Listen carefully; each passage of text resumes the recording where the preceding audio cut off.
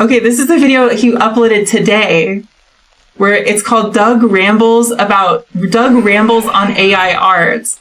And I just want to know what the vibe is like. Well, you were probably aware, but just in case you're not, I'll catch you up here. 6 months ago, I got shingles. I got through it okay, you know, it was rough, but, you know, compared to other people who've gotten it, I got through it okay, but the after effects stayed with me for a very, very long time, and only recently have I really been able to kind of get back on track here and kind of make extra videos per week. I made a video about saying I could only do Nostalgia Critics and then, you know, Disney Decembers in December. I couldn't really do that many modern movie reviews and stuff like that because it left me with this terrible fatigue. It really affected him. I'm worried about him. I know it's hard to comprehend with me, right? But I've never really gotten it before. It started to mess with me a little bit. You could be talking to someone, literally you just start going like this, and the way I always describe it is that it's like running a marathon. You just got to... I want him to compare it to watching a particular movie. It's like watching a pretentious flick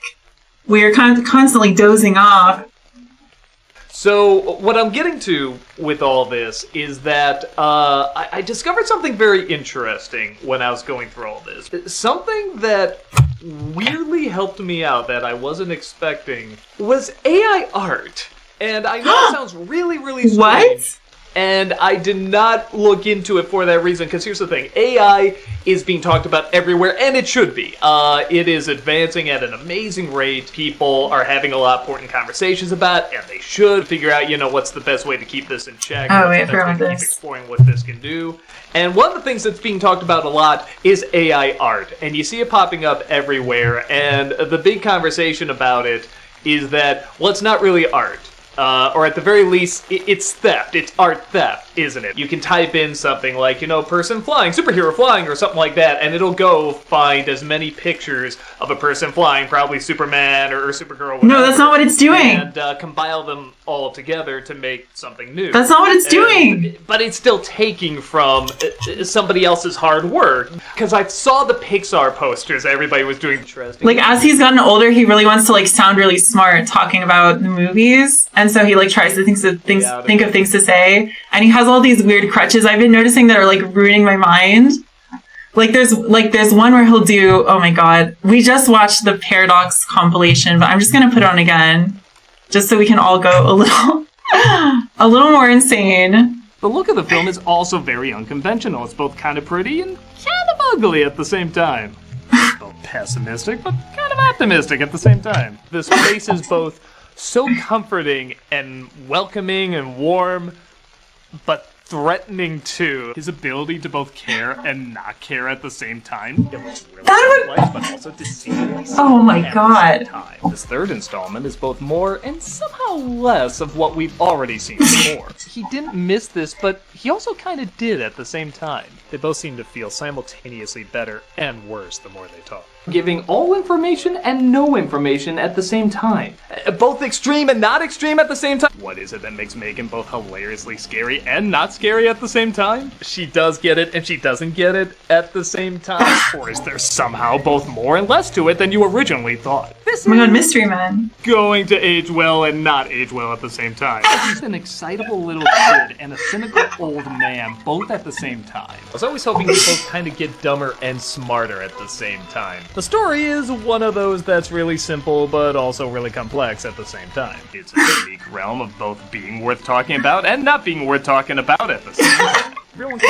I'll see you at Arkham, my friend. Word speak that kind of makes sense, but yeah, good job on Poland for making So the story, which is very difficult to tell because there's somehow too much of it it's the boy at the same time. There's too much going on and somehow nothing going on at the same time. He manages to be both over the top extreme and under the bottom restrained. I'll go faster and slower at the same time. Oh my god, Doug. It's a little too bright, but a little too dark at the same time. They have extreme chemistry and no chemistry. It's too light and too dark at the same time. I hate his Like a Sir by Felicia t-shirt. What do I mean by that? Well, somebody comes along. Wait, did I go forward? They remember it. They have extreme chemistry and no chemistry at the same time. They remember it and don't remember it at the same time. What do I mean by that? Well, somebody comes along and gives their own unique spin. That's somehow both incredibly different, but incredibly faithful at the same time. Everything about him is very laid back but threatening at the same time. Because it's both her entrance and exit at the same time. That looks like something big, but no, that's just something kind of small, kind of not at the same time. Turmoil and joy at the same time. And there you go, that was Alpha and Omega. I expected somehow less and more at the same time. Alpha and Omega is not a very good movie, but I can't really say it's a very bad movie either. With the exception of those specifically animated moments. And it's both a sum up of absolute madness and complete unfiltered reality, both at the same time. In control and out of control at the same time. I also really like that the movement of Miles is both smoother and sloppier at the same time. Both understanding the world and not understanding it at the same time. The film is both a little better and, I don't want to say a little worse, but the world building in Beetlejuice is both some of the best and some of the worst you'll ever see. The story is both really basic and hugely complicated at the same time, which is both very funny and very scary at the same time. The film is both broad enough to be anyone's Christmas, but also specific enough to just be this one family. The basic story is both That's a bad one. simple and very complicated to talk about. This is both better and worse than you may think. That was the second time he said that exact thing, where he said this story is both really simple and really complicated. Simple, different, and aggravating way that I feel only David Lynch could do. The straight story is both exactly that and anything but. Someone trying to save and destroy their movie simultaneously with someone that is both so different yet so alike. Both incredibly in control and not in control at the same time. Both not bloody at all and yet somehow really disturbing and gory. From there, the story is both straightforward and anything but, with both perfect and imperfect narrators. Now this is both the strength and the weakness of the film. The weird atmosphere it creates manages to be both charming and disturbing simultaneously. He both really doesn't care and cares too much at the same time. Come on, you can't do that one. I feel like this is both intentional and unintentional. The family is both a unit and not a unit. Was it stronger than The family is both a unit and not a unit. Somehow both. I'll tell you after this. The look of the film is also very unconventional. It's both kind of pretty and kind of ugly at the same time.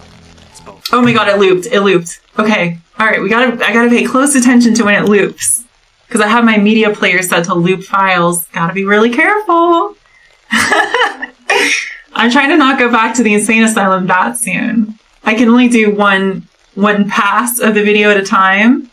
And I would actually, sometimes when I'd be working on Nostalgia Critic, my mind would really kind of be wandering. Like I said, sometimes it would just knock me out. Sometimes it'd just be hard to focus. And something that was... It's both heartwarming and disturbing at the same time. Helping me out was typing in any kind of strange imagery that was popping in my head in this AI art generator. So I'd be editing, and then I would just kind of type something in. I see the image, and the image would calm me down. It would really relax me. As you can tell, I'm a very visual person. You know, it cured his shingles. Appealing imagery. I love primary colors. I love color. I love appealing imagery. His Amazon device heard him say that and sent that right to Jeff Bezos, and he heard that and he's like, oh my god, of course! Appealing imagery! I'm so glad we are using these devices to spy on all of our customers all over the world. This is we need to use appealing imagery in our advertisements and marketing and branding. This is immediate. And he pushes a button on his desk, and then his voice is piped into every Amazon building in the world at maximum volume. Appealing imagery. We need to use appealing imagery. Oh my god. He shouldn't have let that one slip. That are contrary to each other. I love imagery that's contrary, to itself. I love all these opposites coming together to create something. Oh, he likes opposites coming together and images that are contrary to themselves. Imagery that is both appealing and unappealing at the same time. Really vibrant and new and interesting. That's why I love reviewing movies. That's why I love animation. That's why I love all this stuff. I started exploring that more and more with, say, art generator. Contrasting ideas, like here's one. A peaceful woman in red dress standing alone in giant blue cave of ice. And to me, that imagery, like when I'm working, is very, very calming. What? When I was... This is weird. Peaceful woman in red dress standing alone in... Peaceful woman in red dress? giant blue cave of ice. Standing in giant blue cave. I just like it. It just calms me down. I just like to look at woman in red dress stand alone at ice cave. At big blue ice cave. I like to look at woman alone in red dress in big blue ice cave. Icicles big. Like I said, I like putting in these contrasting ideas. Like here's one. A peaceful woman in red dress standing alone in... Peaceful woman in red dress. Giant blue cave of ice. Standing alone in giant blue cave of ice. But a style that I really got into, which again was part of the comedy side of it, which was the Pixar posters. But I like the Pixar style. A lot of people do. It's a very appealing style. So I would kind of type appealing images like, for the win. win. I liked was a person swimming through galaxy. I really like that idea. Person swimming through galaxy. Pixar person swimming through galaxy. I get this imagery that was, just...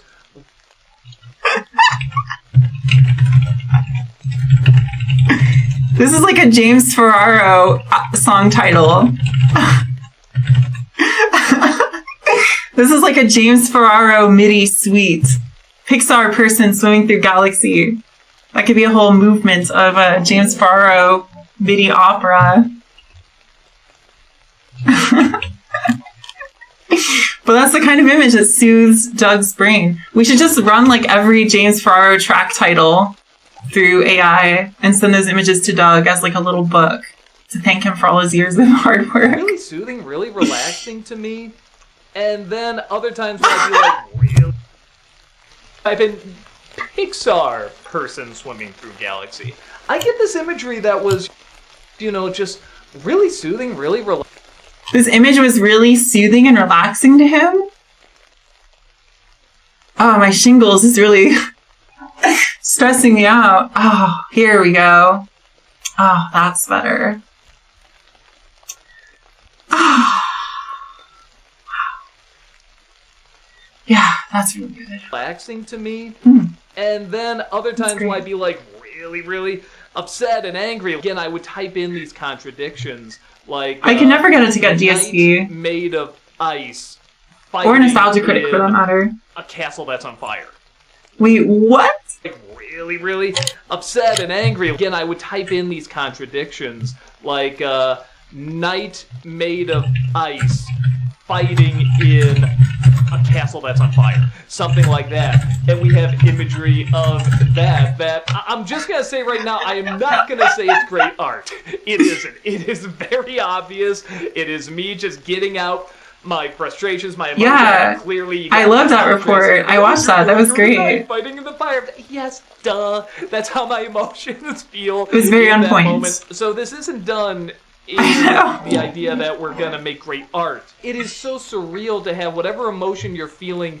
It would be very fortunate if your mind worked like this. If you were soothed by images of Pixar characters, life would be really, really good. You'd feel good all the time because it's imagery that's already just everywhere. In that moment, suddenly visualized. Suddenly, there it is. And half the time, I don't even know what it's going to look like. One that came in my head was a purple waterfall turning into moonlight.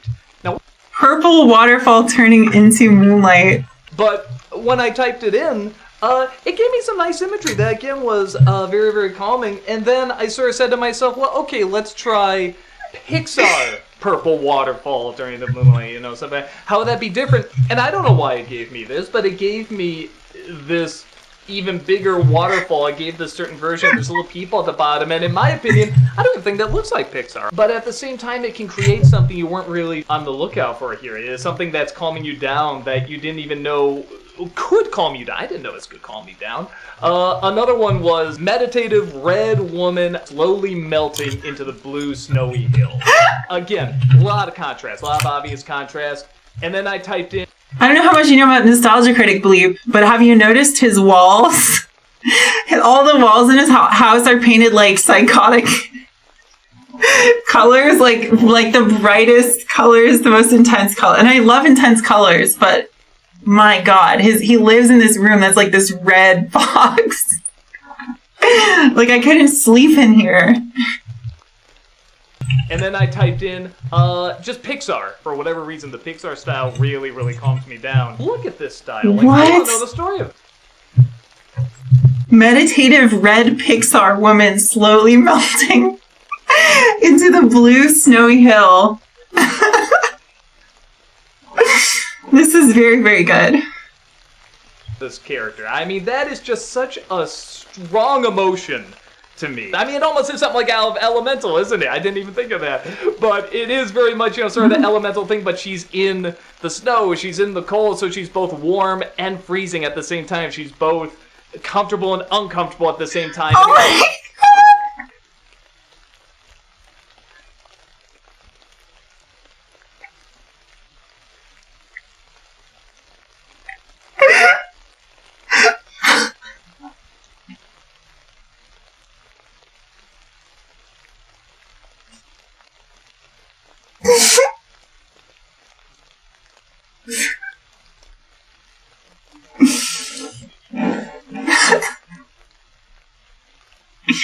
The shingles was really bad. I think he has to be put down. I'm sorry. No one wants this to happen. It's like when they have to put down a beloved animal. But the shingles, it's irreversible damage to his brain. Oh my God. But it is very much, sort of the elemental thing, but she's in the snow, she's in the cold, so she's both warm and freezing at the same time. She's both comfortable and uncomfortable at the same time, and it really...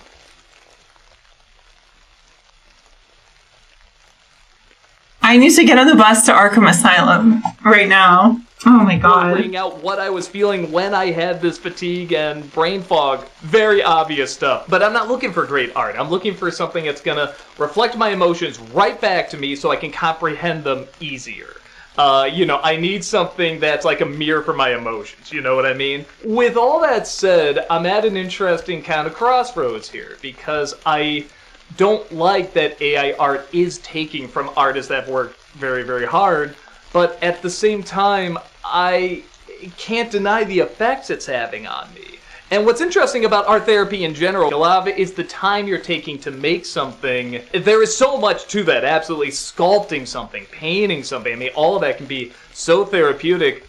The flip of that is, though, is that you do go through a lot of emotions while you're doing that, and the emotions change. And that's part of the experience. That's part of what makes it so cool. You are going through kind of a journey doing all this. But sometimes you abandon it, sometimes you do finish it, it doesn't look as good as you wanted it. This is a cool idea, actually. I like this idea. Satisfaction, that instant gratification of your emotions, whether you're angry, whether you're oh my God, sad, whether you're whatever, it is reflecting it back to you. Pissed off Rick and Morty. And I think what's so cool about AI art is how well, or maybe the most impressive, is how well it captures a mood. If I just say, the main character's mad, or main character's sad, or something like that, everything else will kind of build around that. It'll create the mood of a scenario, which is something that, directors and artists and stuff, spend years trying to really perfect and get down. But I could see, therapists using something like this, with patients. I feel like AI art can be a compass to your emotions. I don't think he did. And that sounds so cliche and so cheap, I know, but I really feel like it's there.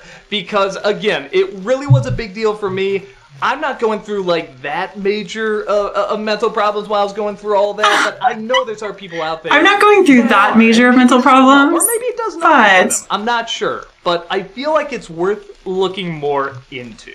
There's a new Kanye album is out, or part 1 of Vultures is out, unless he lied again.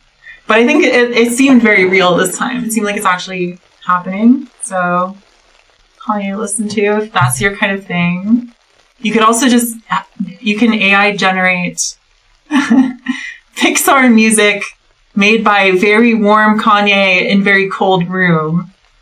That would be Pixar background music score composed by blue, very bright blue Kanye West in extremely red cave. Maybe type that into your favorite AI music generator. Good night, guys. Take care.